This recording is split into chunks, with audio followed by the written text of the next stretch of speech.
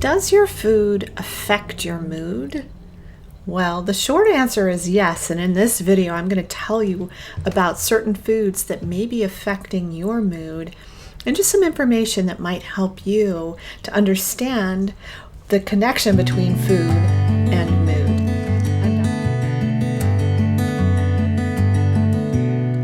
I'm Dr. Meg Haworth, and I am a transpersonal psychologist and a holistic nutritional chef. And I had worked for celebrities for about 15 years in Hollywood as a nutrition consultant and a chef. And I also work with women abuse survivors with chronic illness in my private practice as a holistic psychologist.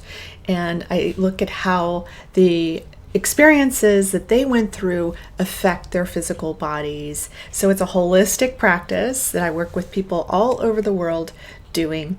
I also have an online course called Evolving Intuition, Building Self-Trust for Life, and I certify coaches, healers, entrepreneurs, practitioners in my whole person integration technique, which is what helps to release that emotional energy and core negative beliefs from your body. So, having said all that, I'm going to get to the food and mood situation. And yes, it does. It can absolutely affect your mood. And there are certain foods that have really been identified as mood altering foods. And there are things like food chemicals, like dyes. Food dyes have been associated with that for sure. So food chemicals like that, food dyes, and also MSG, monosodium glutamate, which comes under the name of, I think it's like 75 different ingredients now that are basically MSG just being masked by a different name.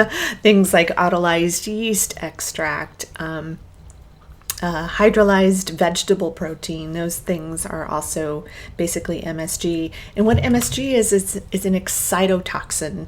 And what that means is it basically explodes brain cells, and it oddly gives you this feeling of kind of quick euphoria. And so you just want more of it. So you'll continue eating those chips that have MSG in them, and you won't be able to stop. So there's an addictive quality to it. Oddly enough, right? So there's just so many different food chemicals. So start looking at your labels and looking at the chemical names and just start doing a deep dive on it. It's very easy to just Google that stuff and just figure out pretty quickly what's in your food and what might be causing mood issues. Now, there's a whole classification of foods now called anxiogenic foods. So those are things that make you anxious. So, and things like gluten is linked to that. There's a whole great book about that called Grain Brain. And you can go read that book and learn a lot more about how gluten and other grains have an effect directly on the brain chemistry, and how, of course, that affects your entire body, and of course it affects your mood. So I've seen over the last 25 years more and more and more issues happening with people with bipolar disorder, with other mood disorders, and food being a part of that. There's been a big link with autism as well, and how that is affecting the brains of food is affecting the brains of people with autism as well. So you can look into that. There's just a lot of information, and I say there's a lot of scientific information from the different studies that have been done, and that's great. But there's also people's personal stories, and take those into account, because that's very important to look at people's personal stories and what they went through. My own story had a lot to do with food and mood. I know for me, when I get gluten, oh my goodness, I can get really super depressed, and I can also get really angry. So like all of a sudden I have road rage. I usually don't have road rage, but I had a brownie yesterday, and I haven't had gluten in many years, but the last time I did, that was the last time I did. I had some brownies that my friend's mother made for me, and I ate them, and I had just massive depression tears, just uncontrollable crying for no particular reason. When you start crying, you can look around your life and go, oh, well, that's not, I'm probably crying from that, but it really was gluten that did that to me. So, and I've witnessed people with gluten-induced bipolar disorder. That's a real thing. So notice, what are you eating and how is that affecting your body? It's one of the best ways to just sort of get in touch with you and what's going on internally. Because what you eat, you really are what you eat. It makes a massive difference in your health and your health increasing and getting better. And it also makes a difference in your sickness. So, what do you want to do? I used to say at the end of all of my podcasts, I had a podcast called Get Well Soon. You can still get it on iTunes. And I would say food can heal you or food can kill you. The choice is up to you. And with all of the information that's out there and all of the different stories of people saying exactly what I just said, out of control moods, oversensitivity from gluten, that made a big difference when I completely cut that out. And I don't have the depression anymore, and I don't have that kind of crazy angst that I used to have from it.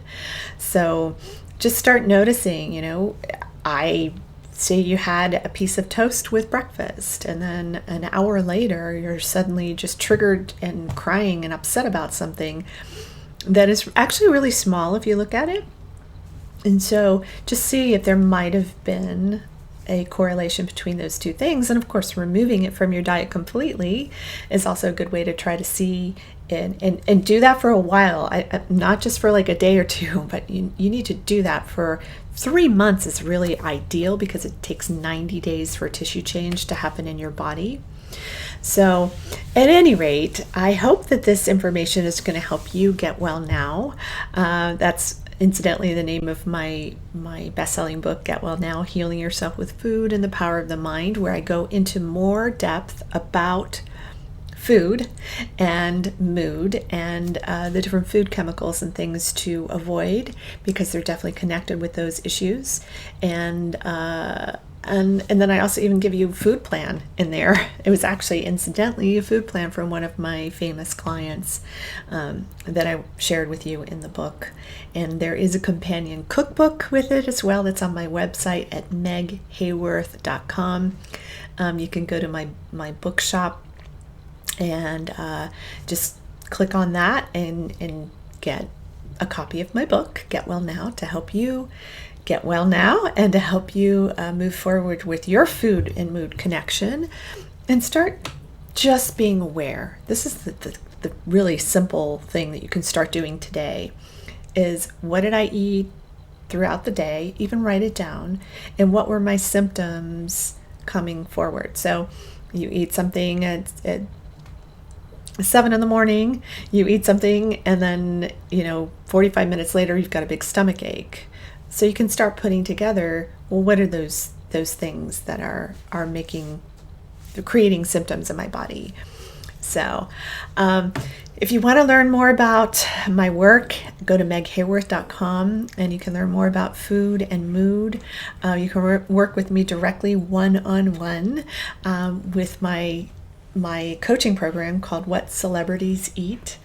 And I will help you create a diet for your specific health condition that makes sense for you. I'll write recipes for you and give you all kinds of guidance if you like to eat out in restaurants.